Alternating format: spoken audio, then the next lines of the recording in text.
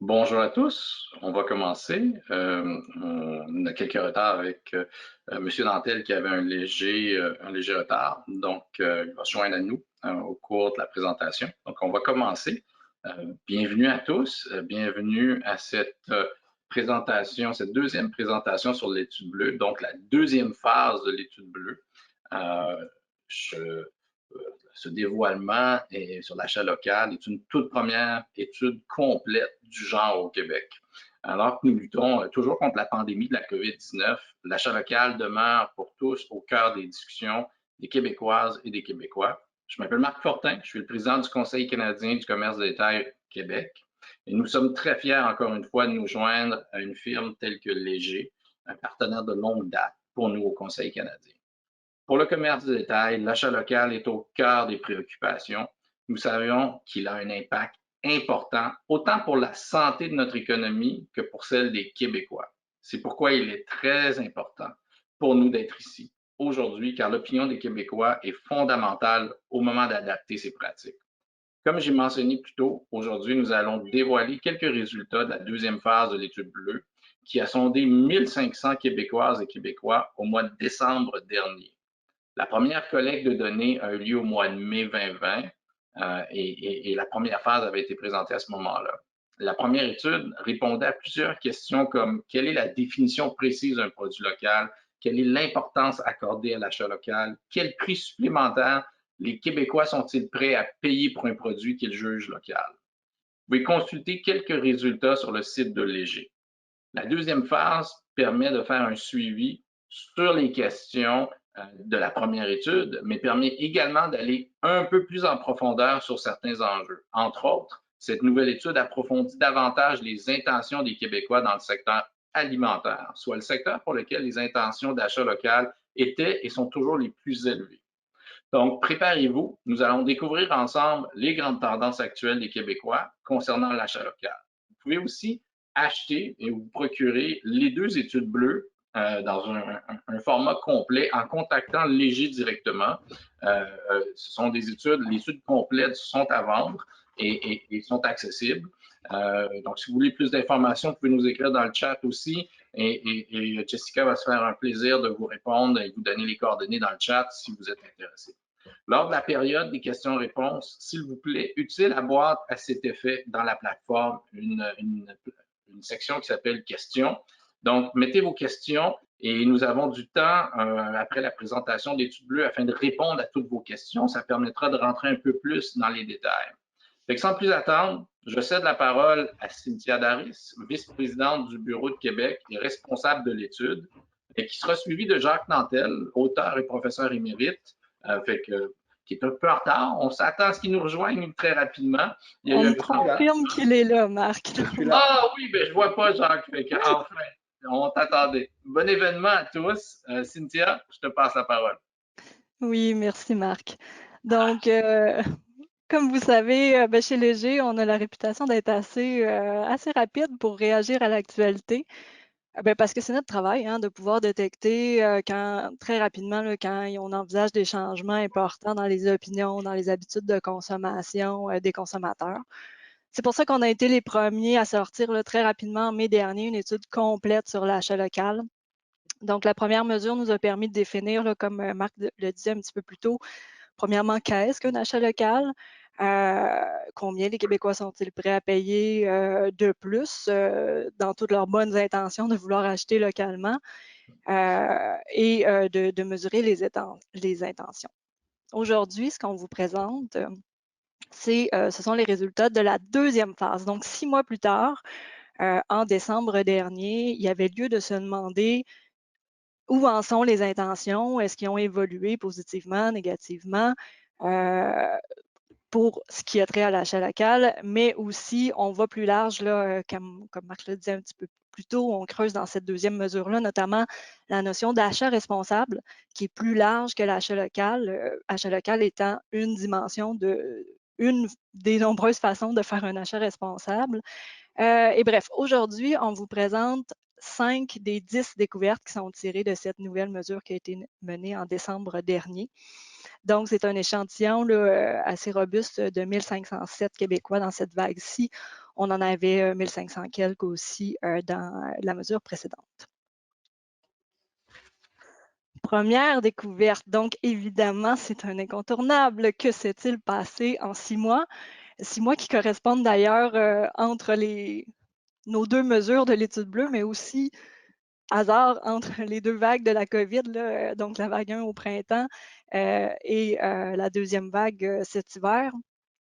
Au niveau des intentions, dans le fond, les chiffres que vous voyez là, ce qu'on constate, c'est que les consommateurs souhaitent maintenir les bonnes habitudes qu'ils ont acquises au printemps. Au printemps, lorsqu'on leur demandait au cours des prochains mois, avez-vous l'intention d'acheter plus, autant ou moins local? Au printemps, qui est la ligne grise, 58 disaient oui, je veux vraiment augmenter mes achats locaux. 6 mois plus tard, en décembre, ils sont 40 à dire la même chose. Donc, en décembre, là, ce qu'on constate, c'est que les consommateurs sont dans le maintien des habitudes qu'ils ont acquises en décembre. Il ne faut donc pas s'attendre à des hausses importantes des ventes en termes d'achat local dans les prochains mois. Là, on est plutôt dans le maintien. En fait, ce qu'on voulait vérifier pour le sonder plus directement, c'est de savoir si le concept s'essoufflait un peu à mesure que la pandémie s'étire dans le temps, à mesure que nous, on est essoufflés de cette, de cette pandémie. Et la réponse, c'est ben oui, un peu quand même. J'ai hâte d'entendre Jacques là-dessus. Là, il nous donnera probablement plus de profondeur, en fait, de mise en contexte. Mais ce qu'on constate ici, là, le chiffre qui est là, il est important, c'est un consommateur sur quatre qui dit, un Québécois sur quatre qui dit, je commence à en avoir un peu assez d'entendre parler de l'achat local. Donc, on sent un léger essoufflement. C'est pas majeur, vous allez me dire. Par contre, là où c'est un petit peu plus inquiétant, ce sont chez nos 18-34 ans, les plus jeunes. Si on isole seulement les 18-34 ans, ce 25 %-là devient 33 %. Comprenons-nous bien, le tiers des plus jeunes consommateurs, de ceux qui dictent les tendances des 18-34 ans, en ont assez déjà d'entendre parler d'achat local. Donc, c'est à surveiller quand même. C'est un clivage générationnel qui est important. Sur les motivations, pourquoi on achète local, c'était un des grands constats majeurs de la première étude. En mai, on constatait, regardez la ligne grise dans le graphique ici, que les Québécois, s'ils décident d'acheter local, c'est principalement et de loin pour aider l'économie, pour encourager l'économie. C'est l'appel qui avait été fait de la part du gouvernement au début de la pandémie. Il faut se serrer les coudes. Et 6 mois plus tard, on a posé exactement la même question pour exactement la même réponse. Donc, c'est quand même intéressant de constater qu'en 6 mois, malgré tout ce qui s'est passé, on a, encore une fois, si les Québécois achètent local, c'est vraiment pour un certain nationalisme là, que je dirais qui est avant tout économique. Donc, les raisons de le faire n'ont pas changé. Et ceci est vrai pour tous les secteurs d'activité. On s'est penché ici, là, vous voyez, pour 3 secteurs précis, soit les aliments, frais et préparés, les biens de consommation non alimentaire, tout autre bien, et les services. Et peu importe le type de produit, c'est d'abord et avant tout pour des raisons économiques, pour aider l'économie d'ici, que les gens choisissent d'acheter local, et ce, même dans l'alimentation, ce qui peut être une surprise. Peut-être que Jacques saura nous en parler plus tard, mais on aurait pu s'attendre à ce que les gens le fassent d'abord et avant tout parce que les produits d'ici sont de meilleure qualité. Ce qui est le cas. Ceci dit, ce qu'on en comprend, c'est que c'est encore le nationalisme. On aime nos producteurs, on veut les encourager, donc c'est pour des raisons économiques, même en alimentation. Sur l'identification, ceux qui ont suivi là, les résultats de la vague 1, de la première mesure de l'étude bleue, c'était vraiment un frein majeur. Le premier frein étant le prix. C'est évident, là, ce qui empêche les gens de consommer davantage de produits locaux, c'est d'abord et avant tout le prix. Mais le deuxième frein, ce qu'on apprenait, c'est l'identification. Les gens nous disaient à 77 % au printemps qu'ils avaient de la difficulté à repérer une fois en magasin, qu'est-ce qui était un produit local? Donc ça, c'est une certaine amélioration depuis entre les deux phases de la mesure, là. On est passé de 77 à 70 des consommateurs qui trouvent que c'est difficile. Est-ce que, probablement qu'il y a deux choses, là. Il y a les commerçants qui ont fait évidemment de nombreux efforts pour essayer de faciliter l'identification en magasin. Ça semble porter fruit. Il y a peut-être aussi les consommateurs qui se sont habitués, qui savent davantage ce qu'ils doivent regarder pour s'assurer de faire un achat local. Le constat sur l'achat en ligne, vous savez, hyper important, on se faisait poser des questions là, lors de la première mesure de l'étude bleue sur l'impact de l'achat en ligne. Parce que c'est sans doute, oui, l'achat local est une tendance qui est née de la pandémie ou qui a pris son essor avec la pandémie, mais sans doute la plus forte de ces tendances qui a eu le plus fort essor pardon, avec la pandémie, c'est l'achat en ligne. D'ailleurs, on a une étude spécialisée, là, une autre étude spécialisée chez Léger qui porte uniquement là-dessus et mes collègues ont vu que ça a carrément explosé dans les derniers mois, les habitudes de consommation en ligne des Québécois. Et donc, il y avait lieu de se demander, est-ce que ce n'est pas deux tendances qui sont un peu contradictoires? Est-ce que l'une n'entre pas en compétition avec l'autre? Parce que, soyons honnêtes, quand on pense à achat en ligne, on ne pense pas nécessairement immédiatement à notre petite boutique de quartier. Moi, j'ai un nom qui commence par A qui me vient en tête, donc surtout les géants du web. Donc, la deuxième phase de l'étude bleue, c'est vraiment pencher plus spécifiquement à savoir si l'achat en ligne entrait en compétition avec l'achat local. Quelques constats frappants à ce sujet. Le premier, c'est la triste vérité, là. La majorité des consommateurs admettent que quand ils font des achats en ligne, ce sont rarement pour des produits locaux à 60 %. Donc ça, c'est l'ensemble des Québécois, et ce, malgré toutes leurs bonnes intentions. Par contre, encore une fois, je vous invite à regarder le clivage générationnel chez les 18-34 ans, donc l'encadré qui est complètement à droite. On est à 67 %. Les 18-34 ans, quand ils achètent en ligne, ils cherchent un prix et ça fait en sorte que les produits qu'ils y achètent sont malheureusement rarement locaux. On se rappelle que quand je parle de clivage générationnel, là, ce sont les jeunes aussi, ce même groupe d'âge, qui disent être un petit peu tannés déjà d'entendre parler d'achat local. Sur le prix, comme je disais, le prix était le premier frein qu'on avait mesuré dans la première vague.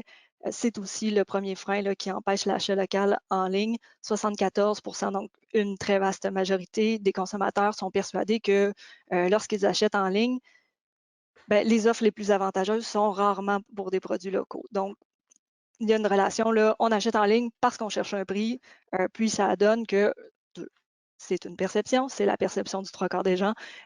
Les bons prix, c'est rarement pour des produits locaux, du moins pour ce qui est de l'achat en ligne.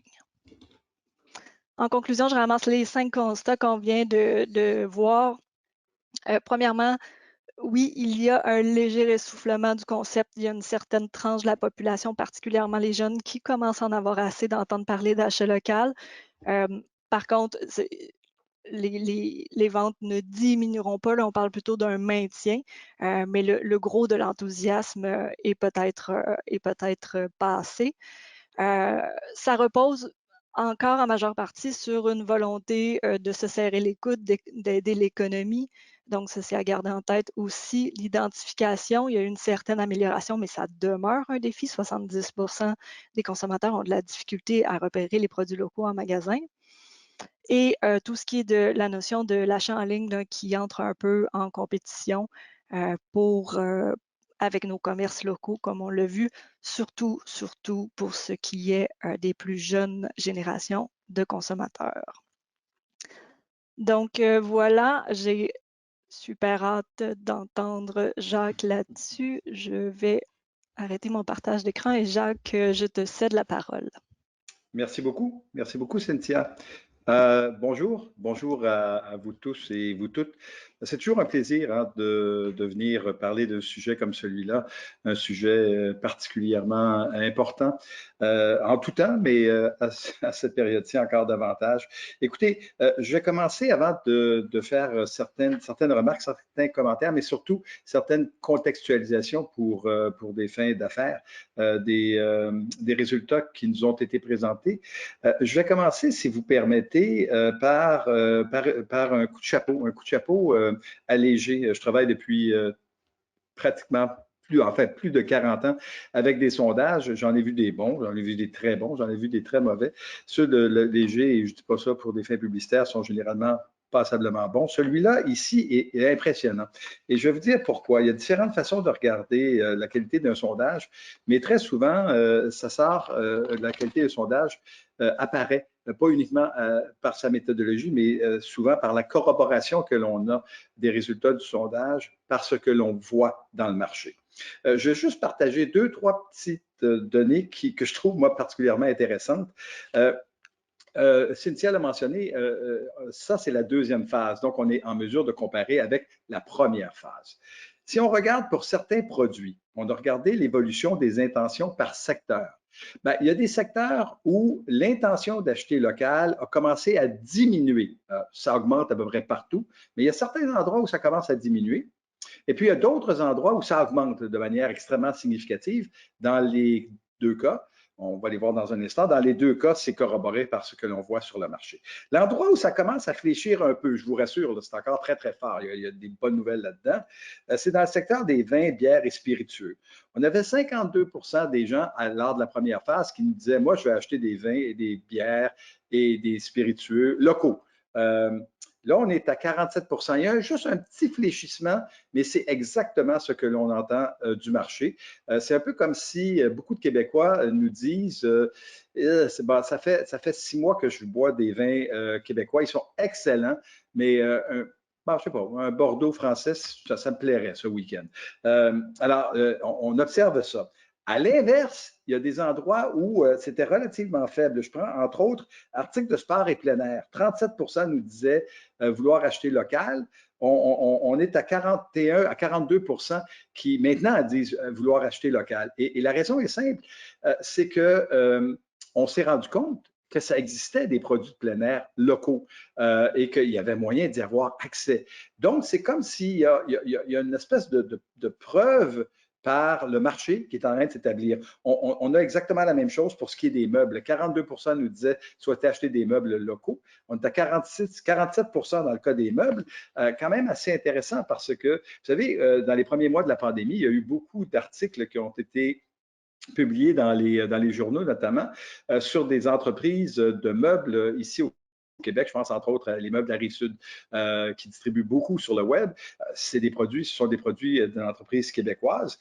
Ben, les gens l'ont réalisé. Alors, c'est comme si le marché commençait effectivement à bouger dans le sens que l'on avait vu bouger et ça se poursuit avec des petites variantes. Mais particulièrement rassurant parce que ça nous dit que les autres chiffres de ce sondage-là, ben, ils sont pas mal valides. Je vais revenir sur certains des éléments qu'a mentionné Cynthia. Beaucoup de ces éléments-là sont extrêmement précieux pour votre commercialisation, votre stratégie marketing. Le premier, c'est que on observe un très léger fléchissement dans la volonté d'acheter local. Ce n'est pas un gros fléchissement, hein, c'est tout petit, c'est quelques pourcentages. Et moi, je vous dirais que c'est normal. Parce que au mois d'avril, mai dernier, il y avait une espèce de sentiment, moi j'appelle ça une espèce de sentiment d'ex-voto, pour ceux qui se souviennent de leur religion, c'est-à-dire d'essayer d'avoir une prière, faire la prière que si on achetait local, la pandémie disparaîtrait. C'est normal lorsqu'on a une crise comme celle-là. Là, on est pratiquement depuis 1 an dans cette crise-là. On commence à s'y habituer. Et là, on voit, dans le fond, les comportements réels et les intentions réelles. Ils sont encore extrêmement importants. On veut acheter de manière locale. Il y a un léger essoufflement, mais pas particulièrement significatif. Donc, ce sont des bonnes nouvelles. Cynthia l'a mentionné, il y a beaucoup de raisons économiques qui sont derrière ce choix de vouloir acheter de manière locale. J'apporterai peut-être une précision. Il y a une composante nationale ou nationaliste dans cette volonté économique-là, mais je pense que c'est quelque chose de beaucoup plus profond. Ce dont on s'est rendu compte comme citoyen, comme consommateur, comme consommatrice au cours des derniers mois, c'est que l'économie, que l'on voit souvent comme consommateur, comme quelque chose d'abstrait, un peu à l'extérieur de nous, dont nous parle Gérald Filion le soir à la télévision, bien que cette économie-là, dans le fond, elle a un impact directement sur nos vies. Elle a un impact notamment sur la sécurité d'approvisionnement. Ça, je pense qu'on a commencé à le voir parce qu'on commence à voir dans certains cas des chaînes d'approvisionnement qui s'essoufflent. Et on se rend compte d'une chose qui est normale, mais là, on le voit, que plus le produit a voyagé, bien, plus évidemment la chaîne d'approvisionnement risque d'être fragile. Donc, on a tout intérêt, pour des raisons de sécurité, d'avoir des chaînes d'approvisionnement qui sont les plus courtes possibles lorsque ça s'applique. Évidemment, pour les bananes, ce ne sera pas le cas. Dans le cas notamment de l'alimentation, d'avoir des chaînes d'approvisionnement qui sont plus sécurisées parce que plus proches, ben, c'est quelque chose qui conforte les consommateurs. Ça, c'est quelque chose qui commence de plus en plus à être compris, comme beaucoup d'autres choses sont de plus en plus comprises en économie. Ça fait 1 an qu'on n'a pas que ça à faire, mais que les consommateurs ont davantage de temps pour comprendre les tenants et aboutissants de l'économie. La deuxième raison pour laquelle il y a des préoccupations d'achat locaux, c'est des raisons, encore une fois, liées à l'économie, mais l'économie très, très proche de soi. On a vu les derniers chiffres de chômage la semaine dernière, on tourne autour de 9 On est très loin du 3,5-4 auquel on était depuis depuis au moins 1 an, en février dernier. Ça a augmenté, ça a diminué par la suite, mais c'est encore quand même assez important au Québec, dans l'ensemble du Canada et aux États-Unis. Ce taux de chômage, il risque d'être haut encore pour quelques temps, simplement parce que des secteurs, et on le sait bien, qui ont été particulièrement affectés. Lorsque vous avez une telle proximité des conséquences, 9 de taux de chômage, ça veut dire que la majorité des Québécois et des Québécoises connaissent quelqu'un qui est en chômage dans son environnement. C'est dans la famille, c'est dans les amis, c'est dans les voisins. Là, on commence à se rendre compte que si on ne bouge pas localement, ça risque d'être plus long et ça pourrait éventuellement même contaminer d'autres secteurs. On le voit évidemment à tous les jours par les efforts que font les consommateurs et les consommatrices d'acheter localement dans le cas de la restauration. Parce qu'on se rend bien compte que c'est l'hécatombe dans ce secteur-là.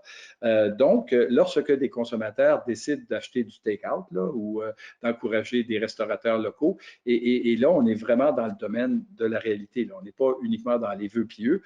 C'est sûr que ça ne compense jamais pour les pertes encourues par les restaurateurs, mais ça aide beaucoup certains restaurateurs.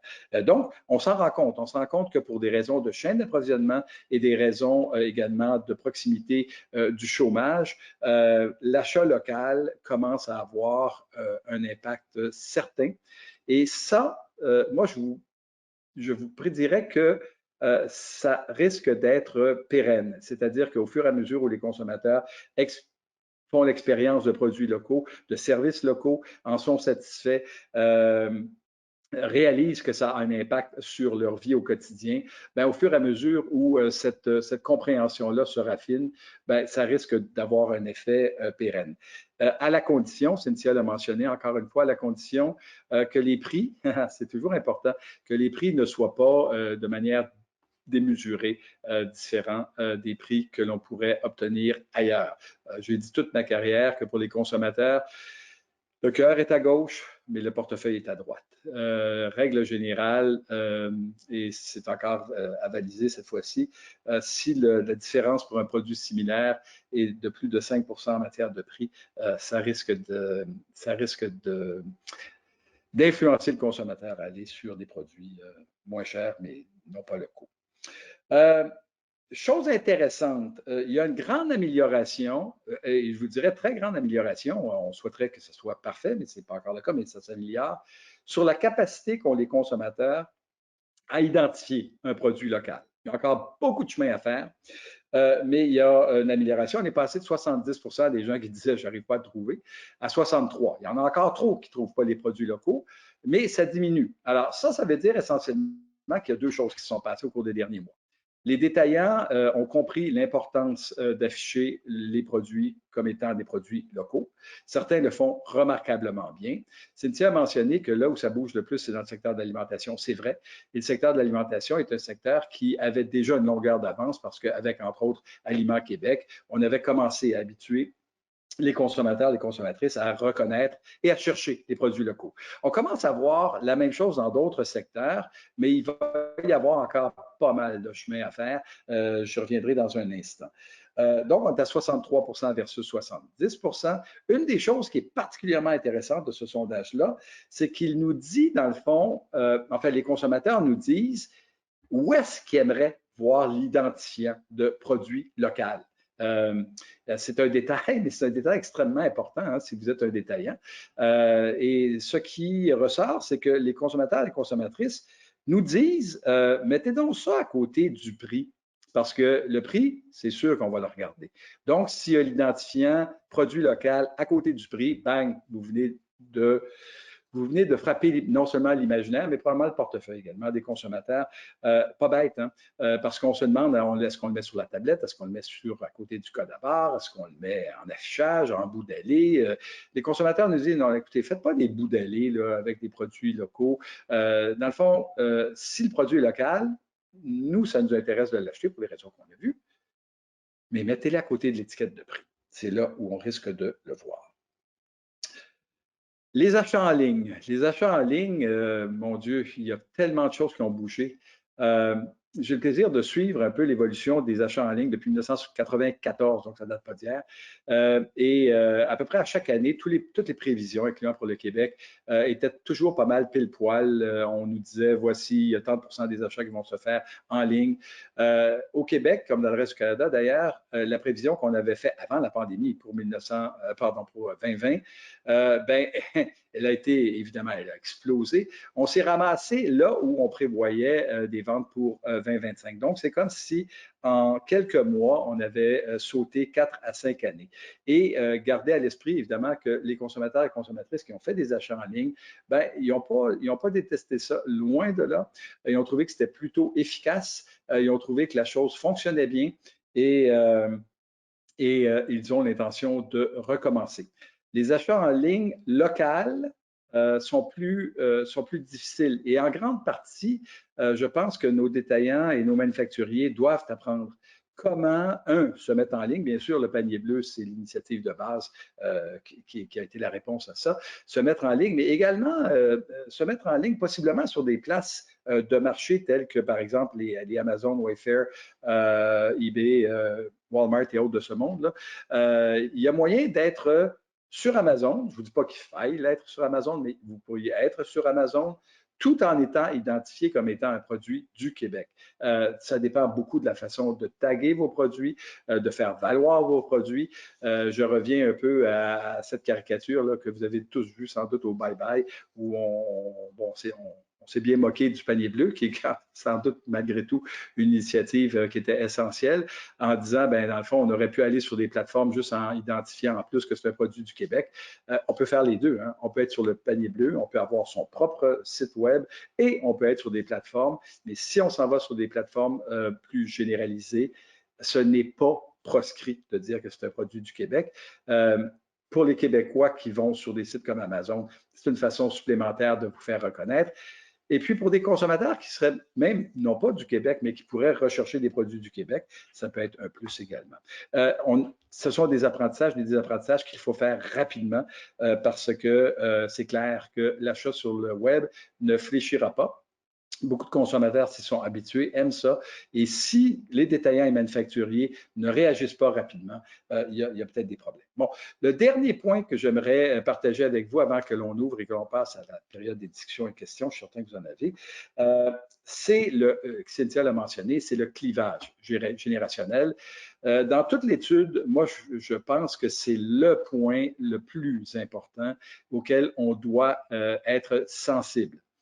Lorsque on demande à l'ensemble des Québécois qui ont été sondés, est-ce que vous êtes sensible à la réalité locale? Ben, en moyenne, c'est bon, c'est même très bon. Lorsqu'on fait une ventilation par catégorie d'âge, par contre, on se rend compte que chez les 18-35 ans, pas l'achat local qui est le plus important, ce sont d'autres préoccupations, notamment des préoccupations environnementales, des préoccupations d'équité, des préoccupations de conformité du produit à des normes encore une fois environnementales ou écologiques. C'est comme si les 18-35 ans nous disaient, moi je suis citoyen, je suis citoyenne du monde, l'aspect local me préoccupe, mais beaucoup moins que l'aspect écologique ou équitable. C'est tout à fait légitime, il faut composer avec cette réalité-là, mais une des choses qui est sûre, c'est que il y a du chemin qui va devoir être fait si on veut non seulement gagner cette population, en fait, ce segment-là, mais si on veut éventuellement le pérenniser. Il y a moyen de dire à ces consommateurs et ces consommatrices qu'on peut être équitable, on peut être sensible à l'économie de partage, l'économie environnementale, mais que ça peut aussi être local. Ce n'est pas antinomique. C'est pas ou bien non, c'est local, puis on se fout de la planète, ou on prend soin de la planète et de l'équité, mais ça ne peut pas être local. Il y a comme un message qui est beaucoup plus complexe, qui passe peut-être plus difficilement, notamment dans les produits non alimentaires, parce que là, on rentre dans des difficultés de définir et d'identifier ce qui est un produit local. Par exemple, si j'achète un produit, je vais prendre un exemple, si j'achète un marteau, est-ce que le marteau peut être vendu par un détaillant local? Est-ce qu'il est fabriqué localement? Peut-être que oui, peut-être que non. Dans le domaine du vêtement, on a ce genre de préoccupation-là. Peu de vêtements sont produits. Il y en a, mais il y en a très peu qui sont produits ici au Québec. Par contre, la très grande majorité des détaillants québécois qui vendent des vêtements, notamment sous leur propre enseigne, sous leur propre nom de marque, ces produits, ces vêtements-là ont été designés au Québec. Dans certains cas, ont été confectionnés au Québec, mais c'est sûr que les matériaux, eux, ne l'ont pas été pour pratiquement la totalité de la chose. Comment est-ce qu'on identifie ça? Est-ce qu'on dit que c'est un produit conçu au Québec? Est-ce que c'est un produit conçu et fabriqué au Québec? Est-ce qu'on dit que c'est un produit 100% québécois? Là, on rentre dans des considérations qui vont être dans le futur de plus en plus complexes. Il est hors de question d'avoir à côté de l'étiquette du prix 48 appellations, mais il va falloir y réfléchir à celle-là parce que plus ça va aller, plus vous allez avoir des consommateurs et plus on a des consommateurs qui regardent pour aller chercher plein d'informations, notamment sur la nature de l'achat local. Alors voilà, c'est ce que je voulais partager avec vous ce matin. Je vais rendre la parole à Marc pour la suite des choses. Je suis sûr que vous avez sans doute des questions. Et comme la dernière fois, sans doute des très bonnes questions. Merci, Jean. Toujours fascinant. Merci, Cynthia.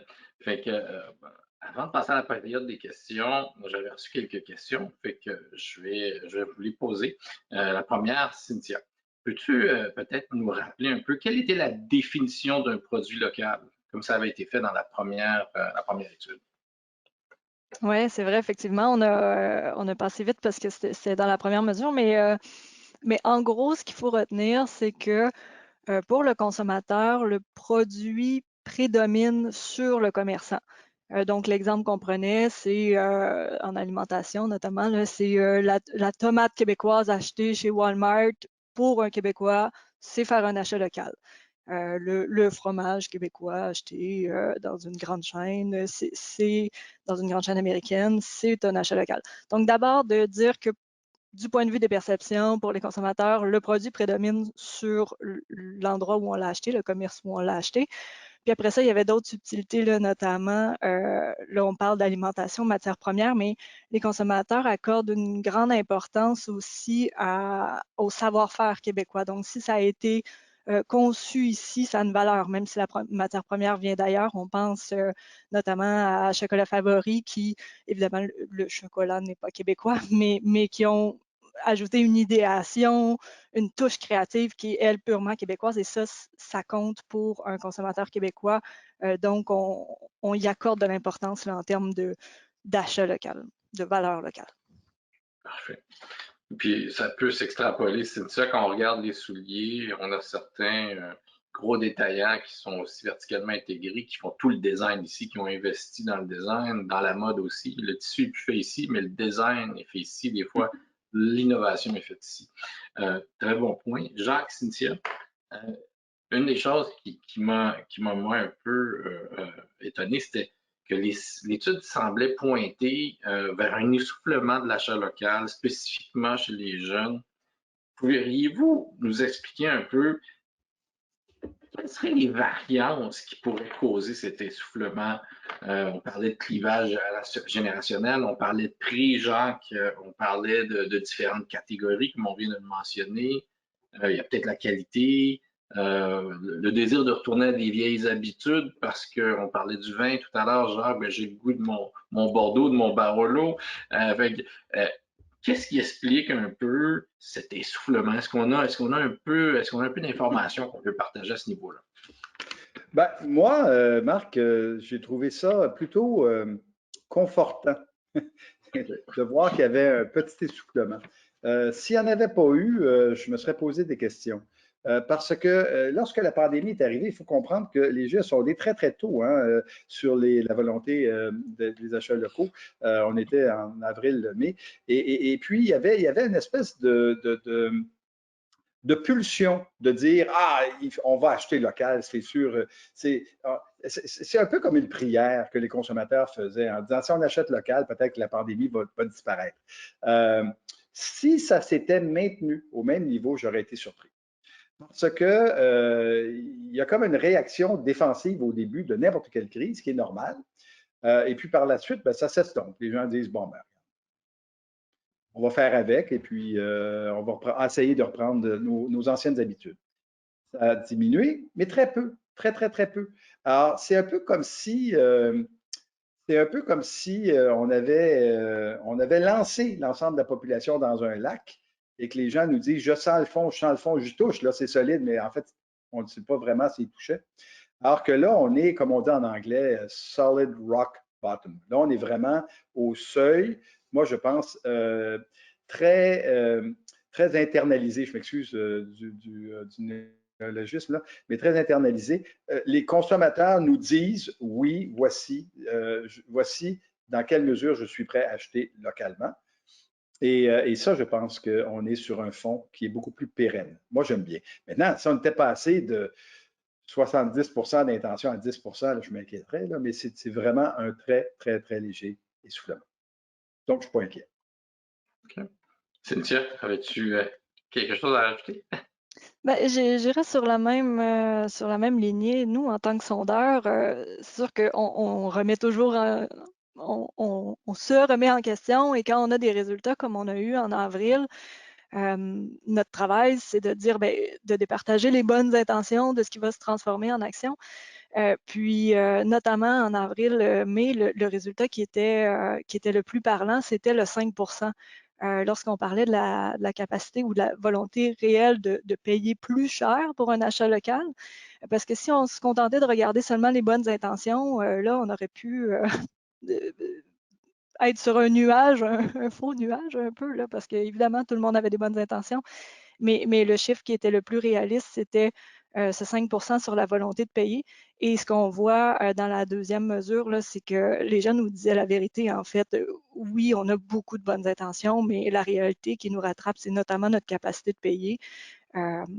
Puis c'est ce qu'on constate là. Donc, c'est un constat qui est réaliste, en fait. C'est ce que je retiens.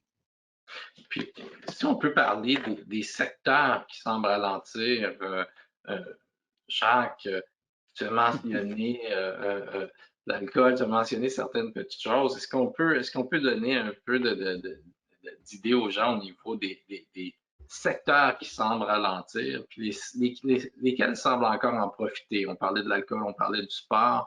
Peux-tu nous en donner un peu plus? Oui, en fait, il y a là des choses vraiment intéressantes. De façon générale, à peu près tous les secteurs, en moyenne, sont au-dessus de 50 %. Donc, certains, on va le voir dans un instant, beaucoup plus élevés que ça. Mais dans le fond, ce que les Québécois nous disent, c'est dans à peu près tous les secteurs, il y a moyen de faire un effort puis de trouver quelque chose de local qui puisse être intéressant. Le secteur qui a vraiment la pole position, c'est le secteur de l'alimentation, on s'en doute bien, les aliments frais. Pour les raisons que je vais mentionner, les chaînes d'approvisionnement sont plus courtes. Alors, si on parle de certaines laitues qui sont ou des tomates, on le voit bien, qui sont produites en serre, ben ça, par définition, c'est du local, 12 mois par année. On l'apprécie. On était à 91 % de volonté de faire des achats locaux. On est à 89 %. Donc, vraiment, pas de différence significative. Il y a des secteurs qui ont augmenté pour les raisons que j'ai mentionnées, les aliments préparés, notamment dès qu'on rentre dans la restauration de take-out. Là, on est passé de 72 % à 75 %. C'est comme si les Québécois, puis ce 3 %-là, il est significatif, là. C'est comme si les Québécois nous disaient, ben, je savais bien que je pouvais aller acheter un burger dans une grande chaîne internationale, là, ça, pas grande nouvelle de ce côté-là. Mais là, j'ai découvert que j'avais des petits restaurants locaux que je pouvais fréquenter et qui faisaient du take-out, puis je n'haïs pas ça. Moi, je pense qu'on va rentrer dans une période extrêmement riche, une fois qu'on sera sorti évidemment de la pandémie, où vous allez avoir certains restaurateurs qui se seront développés des marques de commerce, des branding qu'on va peut-être bientôt retrouver sur les tablettes des grandes surfaces parce qu'il y a beaucoup de consommateurs qui se disent, écoute, vraiment, ils ont fait des trucs extraordinaires. Et quand on regarde sur les médias sociaux, sans en nommer aucun, il y en a plusieurs qui commencent à émerger. Produits et soins personnels, on est passé de 49 % à 53 % acheter des produits locaux de soins. Ça, il n'y a rien de surprenant de ce côté-là parce que il y a beaucoup de produits santé et beauté qui sont produits localement. Certains sont offerts en conjugaison avec des services d'esthétisme. Ben, les consommateurs, les consommatrices commencent à les réaliser davantage. C'est un secteur où ça a augmenté beaucoup. Secteur qui a diminué, ben, tu l'as mentionné, j'en ai parlé, vin, bière et spiritueux. Encore une fois, c'est important de donner des chiffres. Là. Il y a 52 % des gens avant le mois de mai qui disaient, moi, j'aimerais faire un effort pour acheter localement, notamment des vins et des bières, des microbrasseries. On est à 47 %. Bon, le fléchissement de 5 %, moi, il ne m'étonne pas, à bien des égards, il me rassure sur l'intérêt et la validité du sondage, comme je l'ai mentionné, mais il ne m'étonne pas parce que il y a des excellents produits, là, même notamment des vins, des cidres ici, produits aussi au Québec. Si vous en voulez des noms, écrivez-moi, je vais vous en donner. Mais vient un temps où, à un moment donné, on se dit, un Barolo, ben non, un Bordeaux, ça serait le fun en fin de semaine. Et je termine c'est de la redite, là, mais les deux catégories, moi, qui m'ont beaucoup, beaucoup rassuré, c'est une augmentation du côté des meubles et accessoires de décoration et surtout articles de sport et plein air. C'est comme si au début de la pandémie, on se disait, ben, on va être condamné à acheter des choses qui sont c'est impossible que ce soit produit au Québec. Puis on se rend compte qu'il y a plein de produits qui sont faits ici au Québec. Cynthia, voulais-tu rajouter quelque chose? Puis je vais passer aux questions parce que les questions ont entré, fait que je vais commencer à regarder les questions. Ouais, ben, je pense que c'est assez complet pour celle-là. Je vois les questions aussi. On peut peut-être passer à une autre pour essayer d'en couvrir un Oui. maximum. Écoutez, je vous les lance, vous y répondez en rafale. Est-ce que l'essoufflement de l'intérêt à acheter local pourrait aussi être lié au timing du deuxième sondage, le mois de décembre, au moment où les achats des fêtes s'achèvent? La probabilité d'achat de toute catégorie pour les prochains mois pourrait donc en être affectée. C'est Jean Carrier qui nous pose la question. Qu'est-ce que vous lui répondez à ça? Ben, évidemment, on n'a pas tout publié là aujourd'hui, mais on avait une question spécifique, étant donné qu'on était à l'approche des fêtes sur les intentions d'achat, spécifiquement pour les cadeaux de Noël et les achats du temps des fêtes. Et ce que l'étude montrait, c'est que finalement, temps des fêtes ou pas, c'est vraiment plus une question de momentum où l'essoufflement a semblé être graduel. Là. Il n'est pas lié aux achats des fêtes spécifiquement, puis il n'y a pas lieu de penser de toute façon que pour les achats des fêtes, on a une mentalité complètement différente que pour tout autre achat. Donc non, c'est un essoufflement qui semble s'être fait vraiment de façon graduelle entre les deux vagues de COVID et les deux mesures. Marc, je rajouterais, si tu permets, qu'une des bonnes choses, parce qu'il y en a malgré tout, dans cette pandémie, c'est que les consommateurs ont plus de temps. Ont plus de temps pour choisir, pour comparer, pour regarder, pour s'informer. Et ça, c'est extrêmement important parce que ça donne de l'information, ça donne le goût et puis ça donne également la possibilité d'essayer. C'est la raison pour laquelle je disais que ce genre de comportement-là, maintenant qu'on a une deuxième analyse, on a un deuxième point d'observation, moi, je serais prêt à parier qu'il va se pérenniser. OK. Je vous disais maintenant, est-ce que les intentions se concrétisent en achats réels? Valérie Patois nous demande ça. Puisqu'on peut voir, est-ce que tu peux en parler, Cynthia, et toi, Jean? Ben, c'est sûr que Jacques a probablement plus le point de vue des commerçants que moi, là, mais j'aurais tendance à dire que de façon générale, oui, étant donné la fiabilité de notre étude, mais il doit y avoir un gros ça dépend pour qui et ça dépend des efforts qui sont mis aussi. Il y a une commerçante, puis probablement que Jacques pourra en témoigner, là, qui me disait récemment, eux, c'est du local, c'est un commerce d'ici avec un produit d'ici, puis ils nous disait oui, l'achat local, mais moi, si je reste assis puis que je fais rien, puis que je fais pas de communication, je fais pas de marketing, je fais pas d'efforts, c'est pas grâce à l'achat local, c'est pas magique, là. Je peux pas me contenter de dire il y a un enthousiasme chez les Québécois, donc forcément mes ventes vont doubler demain matin. Je pense que ça vient avec des efforts aussi, là. Oui, Jean? sur le terrain, on le voit. On le voit. Il y a certains détaillants qui bénéficient des achats locaux. Il y a certains produits qui bénéficient des achats locaux. On le voit, encore une fois, c'est de la redite, mais on le voit notamment dans le secteur alimentaire. Quand on parle aux grands de l'alimentation, ils nous disent oui, effectivement, il y a un engouement pour les produits locaux. Certains grands de l'alimentation qui avaient une petite réticence même à s'en aller à cette direction-là ont fait comme amende honorable. Ils ont comme aussi réalisé que ça pouvait être des bons produits et que les consommateurs les cherchaient.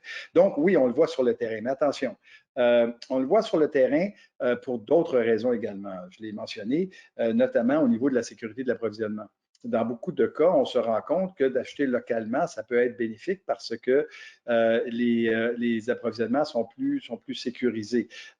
Donc, ça veut dire que pour un détaillant, pour un manufacturier, si vous êtes en mesure de mieux contrôler et de contrôler de manière plus efficace vos chaînes d'approvisionnement, vos chaînes de distribution et votre prix, là, vous risquez de bénéficier des intentions des consommateurs. Si vous ne réussissez pas au niveau des chaînes d'approvisionnement ou si votre prix est plus de 10 en termes de différentiel, ça ne fera pas de différence, c'est clair. Puis dites-moi, on nous demande si le panier bleu a été évoqué par les sondés et par quel type de population. Nous, on l'a sondé dans les deux mesures. Par contre, on a sondé notoriété, à savoir si les consommateurs ont visité le site et si ça convertit à un achat. Par contre, on a choisi de ne pas présenter ces résultats-là puisque après notre mesure, nous, on a sondé en décembre et tout de suite après, les gens du panier bleu ont annoncé qu'ils devenaient transactionnels, ce qui était souhaité et ce qui était l'évidence même, vous allez me dire. Mais donc, c'était un peu malhonnête de présenter ces résultats-là, sachant que la donne a complètement changé depuis, là, mais oui, ça faisait partie du sondage, notamment sur notoriété, visite et conversion, ce qu'on appelle taux de conversion. Est-ce que ça a amené à un achat ou pas pour le panier bleu, mais aussi pour d'autres sites. Là, il y avait Amazon Québec, il y en a qui sont un peu moins connus, mais d'autres initiatives comme celle-là qui ont été sondées. Mais Marc, si je peux me permettre un petit commentaire, le panier bleu a été lancé à l'époque comme une initiative destinée à des consommateurs. Mais la réalité, c'est que c'est une initiative qui était en grande partie également destinée aux détaillants. Dans le fond, ce que l'on passait comme message, c'est attention, les consommateurs vont se tourner vers le web. Là. Si vous n'êtes pas dessus, là, ben nous, on va avoir au moins une première plateforme pour vous fédérer. Comme Cynthia l'a mentionné, heureusement, on s'en va vers du transactionnel, puis il y a toute la question logistique qui devra suivre, on s'entend là-dessus, mais ça a eu comme effet au moins de servir de catalyseur à nos détaillants, parce que si nos détaillants n'étaient pas sur le web, c'est clair que les consommateurs, ils seraient pas, enfin ils seraient, mais pas chez nous. Oui, tout à fait. C'est une façon de galvaniser les forces des deux côtés. Dites-moi une question qui dit, est-ce que le clivage générationnel pourrait aussi être attribuable aux capacités de payer des jeunes? Je vois Jacques qui fait non. Vas-y, Jacques. Moi, je pense pas, non. Je pense pas, non, parce que les réponses qui sous-tendent ça, font ressortir des préoccupations d'autres ordres. Lorsqu'on regarde la préoccupation liée au prix, elle est généralisée entre toutes les générations. Tout le monde est sensible au prix. Lorsqu'on va une étape plus loin, puis on regarde un peu la partie gauche, si on veut, si on regarde la partie droite, ça, c'est le portefeuille, c'est le cœur. C'est le portefeuille, c'est l'argent. Lorsqu'on rentre dans la partie gauche, qui est le cœur, ben là, on se rend compte que c'est là qu'est le clivage générationnel. Les préoccupations ne sont pas les mêmes. Tout le monde est préoccupé par le prix. Les plus jeunes sont préoccupés par autre chose que la situation locale. C'est vraiment comme si il nous passait comme message ce qui se passe en Gaspésie ou ce qui se passe à Montréal-Est ou peu importe, c'est correct, là, mais je veux dire, moi, je suis un citoyen du monde. Puis ce qui m'importe, c'est de sauver la planète. Bon, c'est correct. Je ne fais pas de jugement là-dessus, au contraire.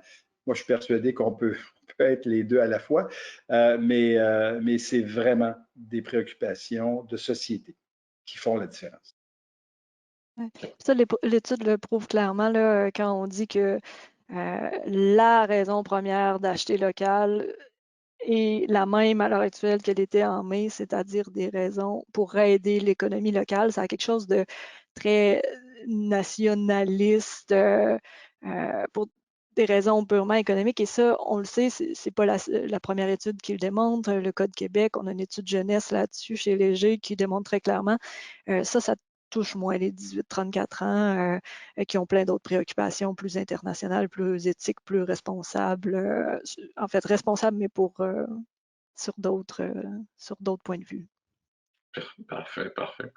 Puis, on nous demande si c'était à prévoir qu'on voit un essoufflement depuis 6 mois. Doit-on prévoir que cette tendance se maintienne, particulièrement chez les jeunes? Jacques? Écoutez, moi, encore une fois, là, oui, il y a un essoufflement au niveau des chiffres, mais moi, je ne sens pas d'essoufflement. C'est vraiment comme, on est habitué avec la pandémie à avoir des fonctions exponentielles. Là. Dans un cas comme celui-là, c'est plus une fonction logarithmique. Là. On est en train d'atterrir.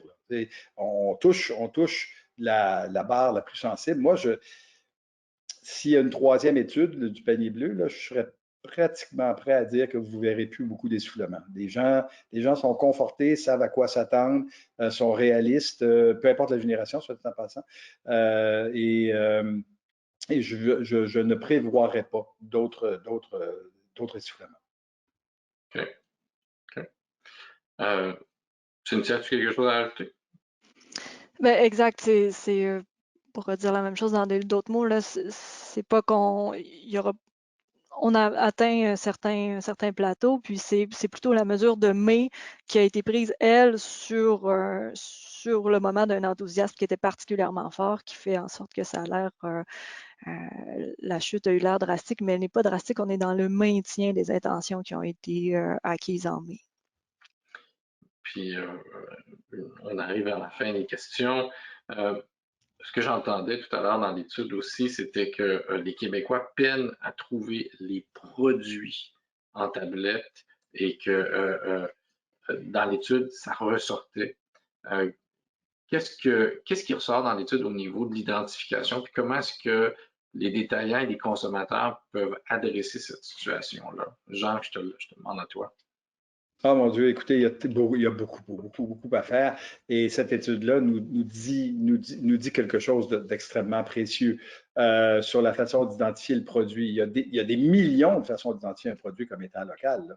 Ce que les Québécois, ce que les consommateurs nous disent, c'est identifiez-le à côté du prix parce que vous êtes sûr d'une chose, le prix, moi, le regarde. C'est bête, hein? C'est simple, hein? Mais je trouve ça extrêmement logique. Je trouve que c'est du gros bon sens, puis on devrait s'en inspirer parce que tout le reste, là, écoutez, vous pouvez mettre des banderoles, vous pouvez mettre des bouts d'allée, vous pouvez faire un paquet de choses. C'est probablement pas ce qui va être le plus efficace. Une chose est sûre, c'est que le clivage entre le secteur alimentaire et les autres secteurs, il est très réel et il s'explique en grande partie par les efforts qui ont été faits depuis des années dans le secteur des produits alimentaires, qui n'a pas vraiment été fait ou qui a été moins fait dans les autres secteurs. Alors, gênez-vous pas, là, si vous avez une composante, si vous avez quelque chose, si vous avez un peu de Québécois en vous, là, c'est le temps de le dire, puis dites-le à côté du prix. Voilà. Cynthia? J'ai rien à rajouter, c'est très clair. Ça, je voulais tout dire. Fait qu'on doit malheureusement terminer la période de questions. Merci pour vos réponses et merci aux participants d'avoir posé des questions enrichissantes. Merci Jacques, merci Cynthia pour toutes ces informations. Puis merci à vous d'avoir pris le temps de vous joindre à nous. N'oubliez pas, si vous êtes intéressé à avoir l'étude ou à avoir plus d'informations sur les deux études, la phase 1 et la phase 2 de l'étude bleue, vous pouvez rejoindre Léger, allez sur le site web, envoyez-leur un email. Vous pouvez le faire et vous pouvez avoir accès à ça. Elle est à vendre. Puis en espérant qu'on vous reverra très bientôt et qu'on vous souhaite une belle journée. Jacques, Cynthia, encore une fois, merci. Merci beaucoup. Merci, Bonne journée. messieurs. Bonne fin de journée à tous. Au revoir.